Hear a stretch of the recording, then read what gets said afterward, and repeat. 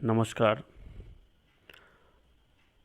आज हम लोग अध्याय 4 संस्कृत साहित्य लेखिका शीर्षक का भाग 2 करके जो प्रश्न उत्तर बनाए हैं उसको मैं प्रस्तुत कर रहा हूँ।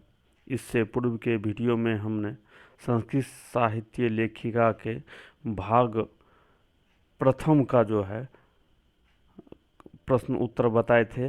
अब उसमें जो है दूसरा पार्ट जो शेष प्रश्न बच गया था उसका जो है मैं कह रहा हूँ। 4 नंबर से है, 3 नंबर तक तो मैंने पूर्व के वीडियो में दे दिया था। अब जो है चौथा है, ये चौथा है उदाहरणम अनुसारम पर्यायवाची पदानि लिखत। उदाहरण के अनुसार पर्यायवाची पद को लिखना है।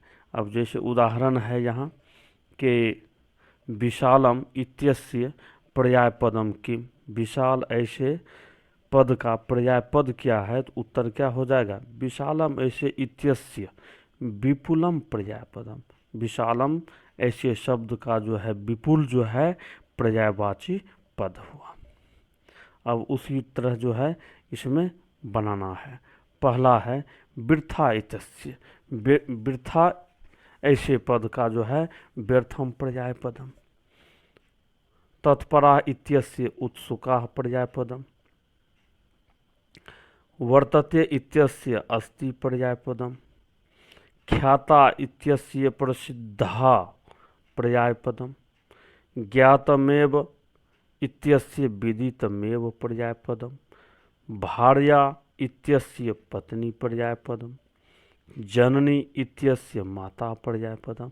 तो ये पर्याय पद का मतलब क्या हो गया कि एक ही अर्थ के 2 पद हैं। ठीक, आगे 5 नंबर में जो है प्रश्न है वो अधोलिखित ही पद वाक्यानि रचयत। नीचे लिखे हुए पदों से जो है वाक्य की रचना करना है।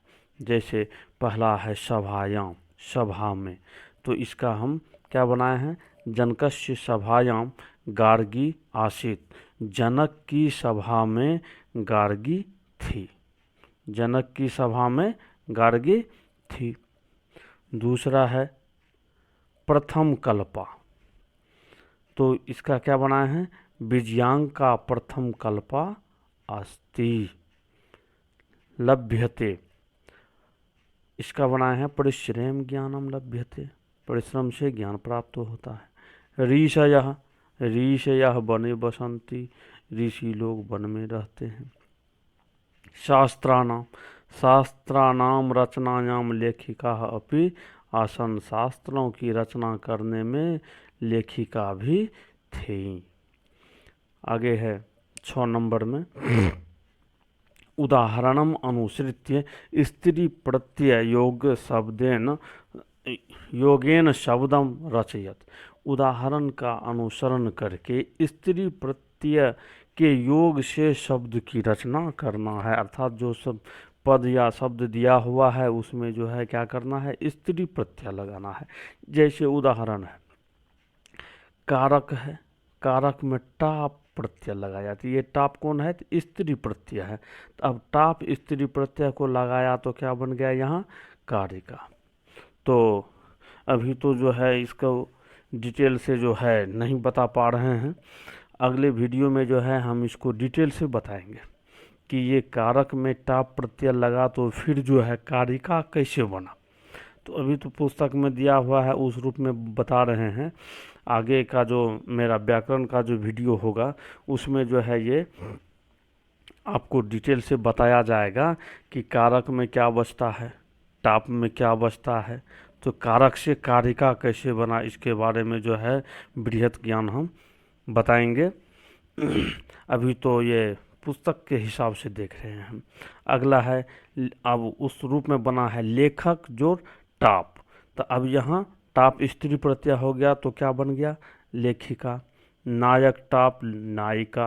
वाचक टाप वाचिका। विधायक टाप विधायिका। योजक टाप योजिका। धारक टाप धारिका।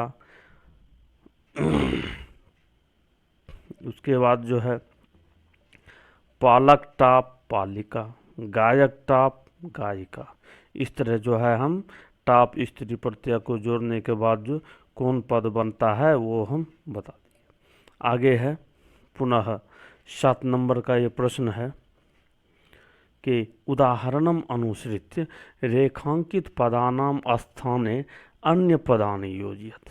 अब जो है इसमें है थोड़ा टेक्निकल, क्या है कि उदाहरण के अनुसार रेखांकित पद के स्थान पर अन्य पद की योजना करना है। इससे पूर्व में जो हम पढ़े कि एक ही अर्थ में जो है हम 2 पद को लगा सकते हैं, तो उसी का ये मिलता जुलता रूप है कि इसमें जो है कि जो अन्य पद को लगाना है, मतलब जो रेखांकित पद है उसको हटा देंगे, और रेखांकित पद को हटाने के बाद जो है उसमें जो है हम क्या करेंगे, अर्थात असमो जो है, असमो को हटाने के बाद जो है दूसरा जो पद आएगा उससे जो एक ही अर्थ को बतलाने वाले पद आएंगे उसको बताना है। अब जैसे जनकस्य सभायाम गार्गी तिष्ठति स्म, जनक की सभा में गार्गी बैठी थी या थी, तो इसका उत्तर क्या होगा, जनकस्य सभायाम गार्गी अतिष्ठत। तो अब यहाँ अस्मो के तिष्ठति, अस्मो का मतलब बैठी थी, तो उसके स्थान पर क्या लगा दिए, अतिष्ठत, भूतकाल का रूप लगा दिए, तो हो गया अतिष्ठत इसमें। उसी तरह जो है अब अगला है बनाना है, जब बालकः प्रतिदिनम विद्यालयम गच्छति स्म, बालक प्रतिदिन विद्यालय जाते थे, तो इसका उत्तर क्या बना दिए कि बालकः प्रतिदिनम विद्यालयम अगच्छत, जाते थे, ये भी हो गया, अर्थ एक ही हुआ लेकिन पद का हो गया परिवर्तन। अगला है छात्रा सायं काले क्षेत्रे क्रीडन्ति स्म, छात्र जो हैं शाम के समय मैदान में खेलते थे, तो कि इसका उत्तर क्या हो जाएगा, छात्रा सायं काले क्षेत्रे अक्रीडन, खेलते थे। अध्यापकाः वर्गेषु पाठयन्ति स्म, अध्यापक वर्गों में पढ़ाते थे, तो इसका क्या बन जाएगा, अध्यापकाः वर्गेषु पाठयन, अध्यापक वर्गों में पढ़ाते थे, अर्थ एक हो गया। आगे है गजा बने भ्रमंति स्म, गज जो हैं वन में घूमते थे, तो इसका उत्तर हो जाएगा गजा बने अभ्रमण। कोकिला वृक्ष शाखासु कूजंती स्म, कोयल जो है वृक्ष की शाखाओं पर कूजते थे, तो हो जाएगा इसका कोकिला वृक्ष शाखासु कूजियन। आगे है बानराह तरु शिखरेशु कुर्दंती स्म, बानर जो हैं वृक्ष की शाखाओं पर कूदते थे, तो इसका उत्तर हो गया बानराह तरु शिखरेशु और कुर्दियन। तो मूल रूप से हम ये बताना चाहेंगे कि ये असमों का प्रयोग जो होता है भूतकाल में किया जाता था, तो भूतकाल का हमको रूप यदि याद नहीं है, हम कोई भी अनुवाद या अनुच्छेद बना रहे हैं और भूतकाल का रूप हमको याद नहीं आ रहा है या गलती हो सकती है, तो उसमें क्या करेंगे कि वहाँ जो है भूतकाल का रूप नहीं दे करके वर्तमान काल का ही रूप दे करके, वह स्त्रीलिंग पुल्लिंग या एक वचन दो वचन बहुवचन जिस वचन में रहे, स्त्रीलिंग पुल्लिंग में जो भी रहे, ठीक है, तो उसमें करना क्या है कि प्रथम पुरुष में वर्तमान काल का रूप दे करके अस्मो लगा देने के बाद जो है वह भूतकाल का रूप हो जाएगा। वही जो है हम नीचे जो है एक इंगित करके बताए हैं, स्टार लगा करके जो है ये बता रहे हैं कि अस्मो का प्रयोग भूतकाल में किया जाता है। यदि जब हम अनुवाद के द्वारा अनुच्छेद लिखेंगे तब हमें यदि भूतकाल में धातु रूप स्मरण नहीं रहने पर अस्मों का प्रयोग कर देंगे, तो अस्मों का प्रयोग कर देंगे तो वर्तमान काल का रूप को रखना होगा, वर्तमान काल के रूप में ही जो है हम क्या करेंगे अस्मों लगा देंगे। तो इसमें जो है एक वचन द्विवचन बहुवचन का प्रथम पुरुष मध्यम पुरुष उत्तम पुरुष इसमें से किसी से मतलब नहीं रखेंगे, वो वर्तमान काल का रूप लगा करके इसमें केवल अस्मो लगा देंगे तो वो भूतकाल का रूप हो जाएगा। विशेष में जो है जब हम प्रत्यय पढ़ाने लगेंगे तो उसमें जो है इसका जो है विस्तृत जानकारी देंगे। तो आज का वीडियो बस इतना ही। जो हमारे चैनल को पहली बार देख रहे हैं वो सब्सक्राइब करेंगे, ताकि मैं अगला वीडियो जो आप लोगों के लिए दूँ वो जो है आपको सूचित कर सके, और आप सब्सक्राइब कर देंगे यदि जो सब्सक्राइब नहीं किए हैं। ठीक है, धन्यवाद।